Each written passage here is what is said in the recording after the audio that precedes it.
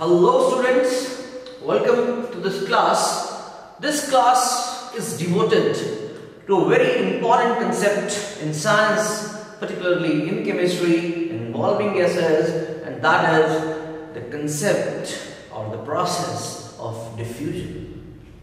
So, this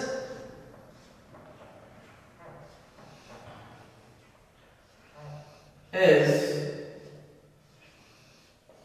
my area of concern today. This is what I am interested in. Now, diffusion. The word itself says different, fusion, mixing. Heard of A.R. Rahman? He is master of fusion, fusing Western music with Indian music. Okay, now let us talk of some more examples, some very relatable examples. For example, you are studying in your room and a day and typical day in the story of a Hyderabad serious IIT aspirant. He's studying or she's studying in her room, and suddenly at about 8 o'clock, 8:30 maybe, an aroma of delicious Hyderabadi non-veg biryani comes out. Ever bothered that why that happened?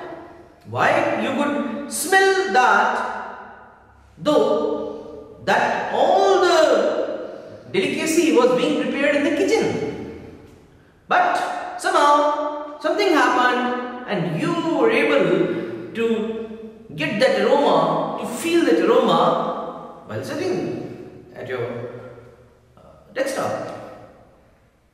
Similarly, let's go to a temple or a gurdwara or anywhere. So you can always feel those typical incense sticks when we burn them while doing some sort of prayers. You can always feel in another room that kind of a different kind of smell is coming out. Now our smell is basically gives us an idea that yes, something is happening. Now what is that something? Dear friends, that is nothing but diffusion. One more thing, these are all examples of the brighter part. Let us come to a stricter part, a strong part of the story where it can be commercialized also. For example, you must have heard about the tear gas. Police using tear gas or a dispersal gas, as a mob controlling device. What they do? They fire out, they shell out a tear gas bomb, and then whole of the mob basically starts getting some sort of discomfort, and they ultimately, the very purpose of mob getting immobilized is solved by simply using science. And the process is diffusion. Yes, tear gas is definitely. So let me come to the basic definition of diffusion. Diffusion is nothing but, it is the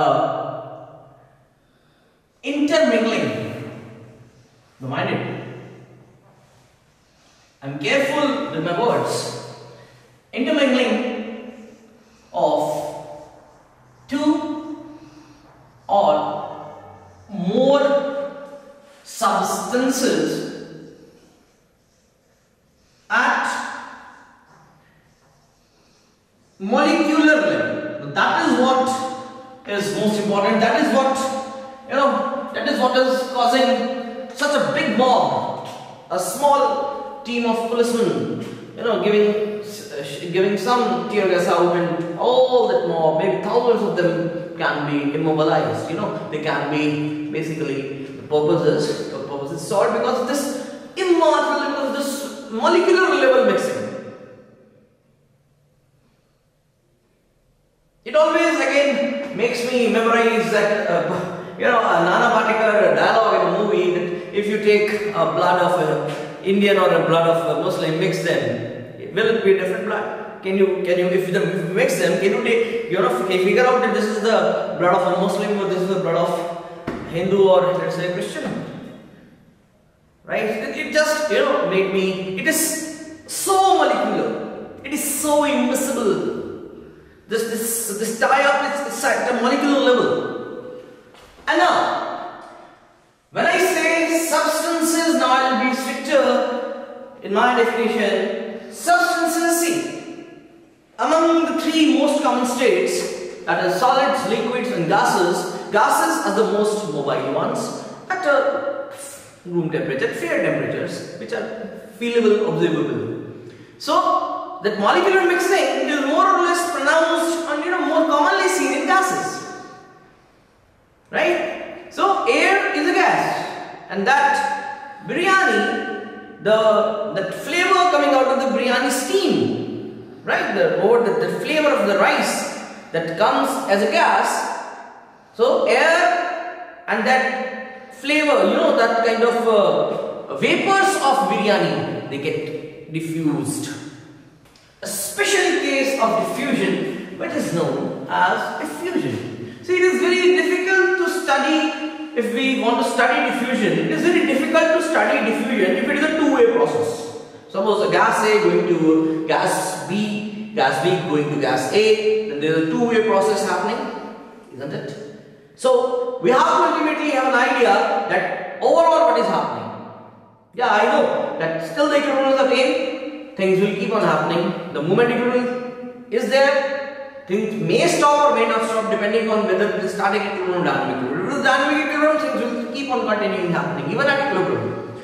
So, dear friends, try to understand what I am going to say is, for the sake of simplicity of understanding, for the sake of giving formulas, for the sake of comparing whether this gas is more effusive or this gas is more diffusive, which gas has more potency to diffuse, which gas diffuses faster, which doesn't. We need to answer those questions. For that, diffusion, to study diffusion as well becomes difficult for me. So that is why I am going to introduce to you this special case of effusion, tailor-made for you, for us, by scientists to compare. The very purpose, or I can say the most important purpose of defining effusion is, in connection with diffusion, is to compare the diffusion rates of the two gases. Let's say A and B. Now, what is an effusion? Effusion is a special case of diffusion when a gas, or sometimes a mixture of gas, sometimes, is allowed to escape through a small aperture. More or less, you can say I am giving this two-way phenomena sort of by doing some sort of tailoring, scientific tailoring. I am making it manual, so that is for the ease of understanding part. And scientists have done this. So when gas is allowed to escape through a small aperture, right, into vacuum. Beautiful. So if there is vacuum at the other end, suppose it is gas A and a vacuum at the other end, where the hell is the possibility of the gas B coming into A? There is only one possibility, at least for the starting part, starting regions, gas A just going into the vacuum. Yes, perfect vacuum cannot be created, understood. But still, for the purpose of understanding, right? Now, I'll just illustrate it with some kind of beautiful birthday example. This is a balloon. Oh, red balloon. It's not my heart. It's a red balloon. I'm not going to hurt anymore. I just, made sure that there is tiny aperture created, right? By, pricking it with this safety pin. And what happened? You saw that whole of the gas which was trapped. Which gas was there? Of course, if I would have, I would have made this little part of a rubber into a big balloon, and I would have obviously exhaled my CO2 inside this balloon, inside this rubber. So which gas came out? CO2. But we cannot feel it now. Particularly CO2 came out because air already had some CO2. So how does it matter? Try to understand one thing, that what I am going to do is, see, what diffusion is supposed to be. It's supposed to be like that. The conventional diffusion is supposed to be like that. You have some gas, let us say some gas B or whatever, right? Then let us say there is some pressure difference, or may not be some pressure difference. Let's say even without pressure gradient, diffusion is going to happen. What do? You just remove this kind of this kind of barrier between them, which is generally a bigger barrier. In case of diffusion, which is generally a bigger barrier, remove it. What will happen? It will continue mixing. Some molecules will move here, some molecules will move here. Or you have to study that what kind of motion is going on, and you have to study the rates. But what if I offer you a deal? The deal is, suppose this is, let's change it to gas A, and let's say we are studying gas A only. Take entire gaseous of the universe, and let us say only gas A is present in the universe. That will be the simplest of the offering. Let's say the universe consists of only gas A. What I'm going to do? Let's trap it. Let's trap it inside, particularly for the sake of studying of the rate at which gas A diffuses. So what I'm going to do is, I'm going to take this container, I'm going to have plentiful of gas A here, and I'm going to assume I have vacuum, so that this kind of directional nature is nullified, and only this happens. One way traffic.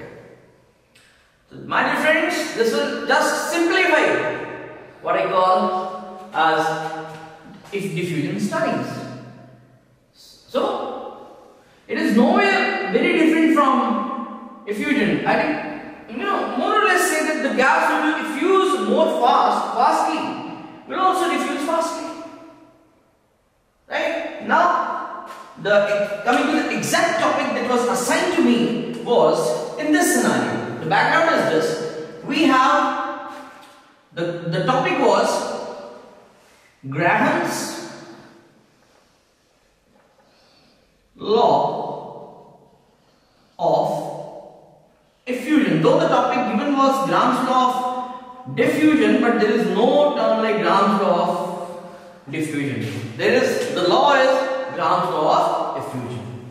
So, to explain effusion, as I said, all of gas A, let us consider only gas A for the sake of simplicity. Gas A, and outside there is vacuum and a little aperture here. Again, this boundary is made very small for the sake of studying the rates easily. Otherwise, it may happen at such a faster rate, you may not be able to control it and see it. Right? So as such, the topic is Graham's law, or the way of why it was defined strictly, experimentally, as per the text, sticking to the text, standard text. It is Graham's law of effusion. Though you can sometimes even apply it for more or less like diffusion also, because it is expected that under the same conditions the gas which is fastly effusing is going to diffuse also fastly. Right? So, but this is more scientific point of view.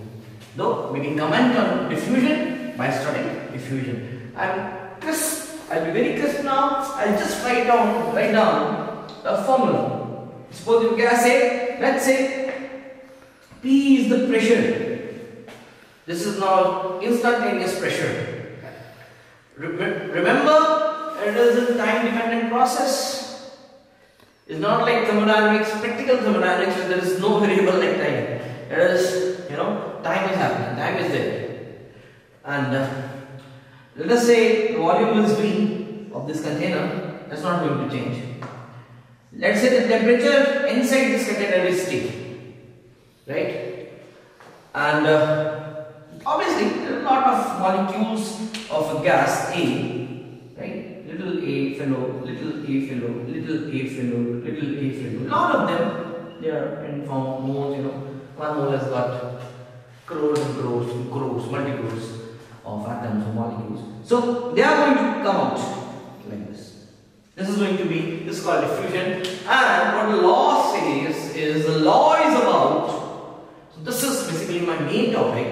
I'm going to rub this all. I have explained this.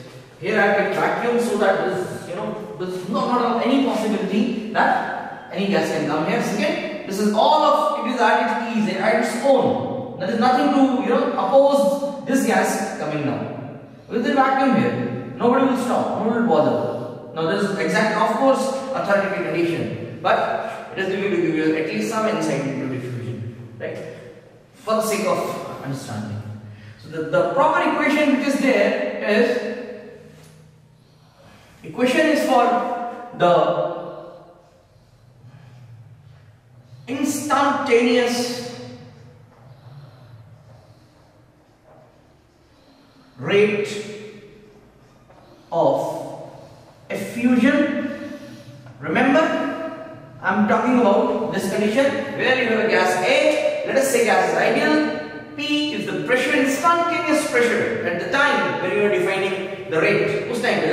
Let's say after 20 seconds, what is the rate? After 10 seconds, what is the rate? After 40 seconds, what is the rate? So this is the pressure. If you want to define rate after 20 seconds, this is the pressure after 20 seconds. If you want to define rate after 30 seconds, this is the pressure after 30 seconds. Volume is not going to change, definitely, with the course of time. Temperature, you more or less keep constant, even if until you are bothered, until the complexity level is made high a bit, right? I believe that we will not touch temperature. We may just keep fingers crossed. Now, the instantaneous rate of diffusion is minus dN by dt.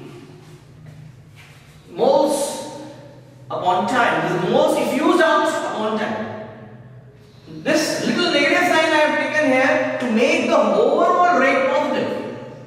Otherwise, dN by dt, if you consider this, let us say N0 are the moles at the start and Nt are the moles which are left after Nt. So how many moles got out? N0 minus Nt. Because initially let us say there were 50 moles. Now let's say 42 moles are left. So 8 moles are gone. What is 8? 52 minus 50 minus 42. This minus this.